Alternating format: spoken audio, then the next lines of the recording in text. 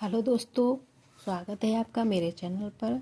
तो अब मैं आपको भाद्रपद महीने की दोनों एकादशियों के बारे में कहानियाँ बताऊंगी। तो मैं भाद्रपद कृष्णा, पहले कृष्ण पक्ष पड़ता है तो भाद्रपद कृष्णा अजा एकादशी। तो युधिष्ठिर बोले कि हे भगवान, आप कृपा कर भाद्रपद महीने की एकादशी का वर्णन कीजिए। भगवान बोले कि हे युधिष्ठिर, इस एकादशी का व्रत करने से सब पाप छूटकर दूर होते हैं और अंत में सद्गति को प्राप्त होता है।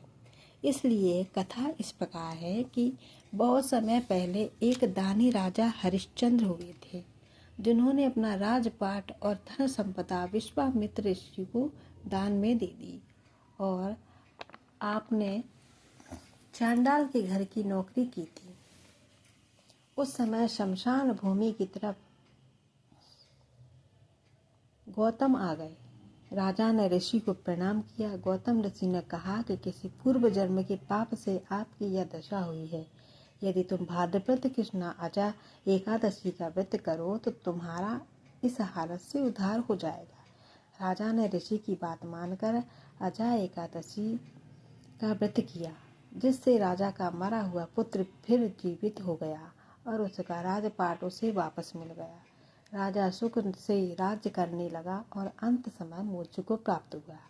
इस दिन बादाम तथा छुआरे का सागार देना चाहिए। तो अब मैं शुरू करती हूँ भाद्रपद शुक्ला बामन एकादशी, 20वीं एकादशी भाद्रपद शुक्ला बामन एकादशी। तो धर्मराज बोले कि हे योगीराज, अब आप भाद्रपद शुक्ला एकादशी की कथा सुनाइए तो बड़ी कृपा होगी। भगवान बोले, इस एकादशी का नाम बामन एकादशी है। इसकी कथा इस प्रकार है। एक समय राजा बलि ने सोचा कि मैं देवताओं को जीतकर स्वर्ग का राजा बन जाऊं। बामन के स्वर्ग पर अधिकार करने पर देवताओं ने रक्षा के लिए मुझसे याचना की। मैंने देवताओं की याचना से खुश होकर बामन अवतार लिया और राजा बलि से 3 कदम भूमि की याचना की।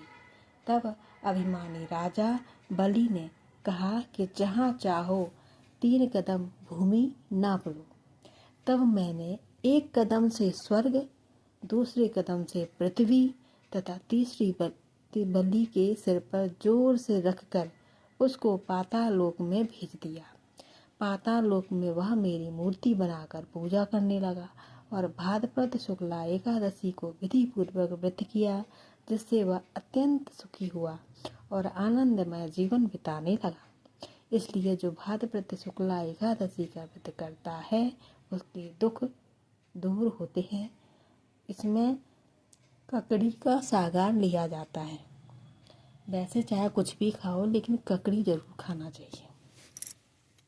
तो ये थी भाद्रपद शुक्ला और कृष्णा एकादशी, कृष्णा और शुक्ला एकादशी।